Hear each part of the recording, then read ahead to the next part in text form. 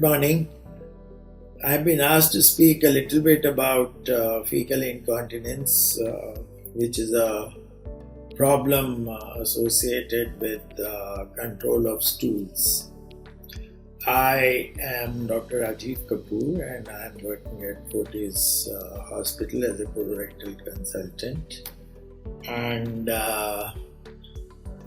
this is dealing with fecal incontinence is one of my expertise, and I've been doing so for the last 25 years.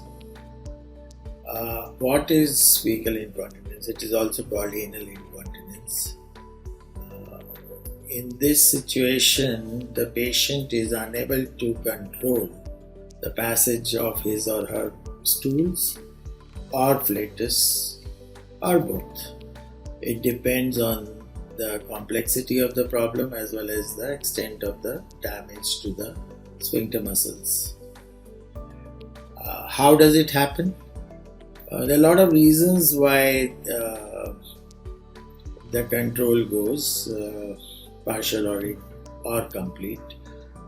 One of the major reason is childbirth or difficult childbirth. And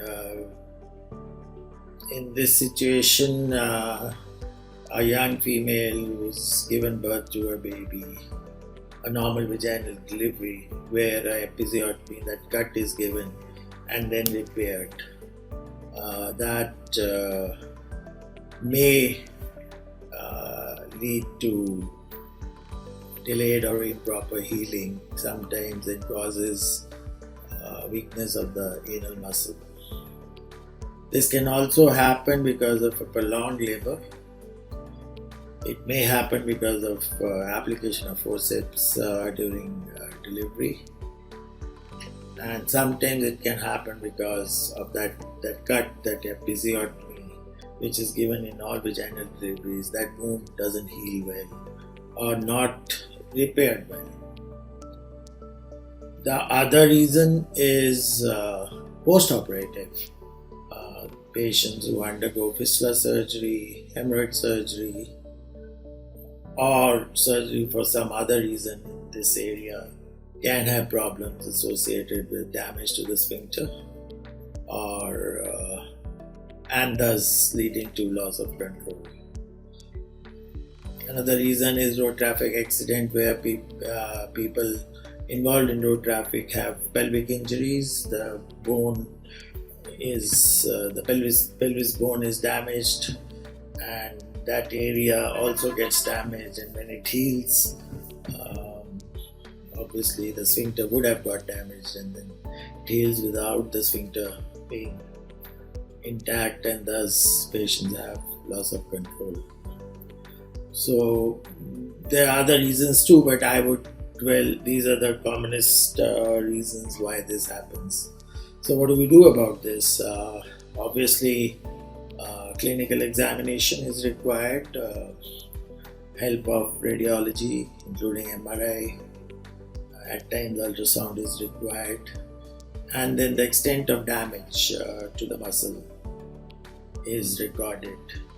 A manometry, physiological tests, the functional tests also helps in making us understand as to how much is the squeeze or the control.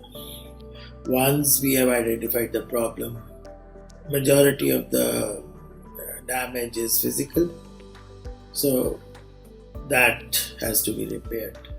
Now, just trying to explain this is a small muscle which surrounds that anal opening, and this muscle gets damaged. Once this gets damaged, the control is not there, and obviously there is soiling of the underclothes or associated symptoms and signs. So what our purpose is to identify the defect wherever that is and bring it together and then repair it, and thus hope that that function is restored. Obviously it cannot be restored 100%, but it is restored adequately to be for the patient to be able to lead a very normal life, and that gives gratifying results. Obviously, there can be other associated problems, so different patients will have different surgeries done, and the outcomes would depend on the related problems as well as the size of the muscle, the extent of the damage to the nerve.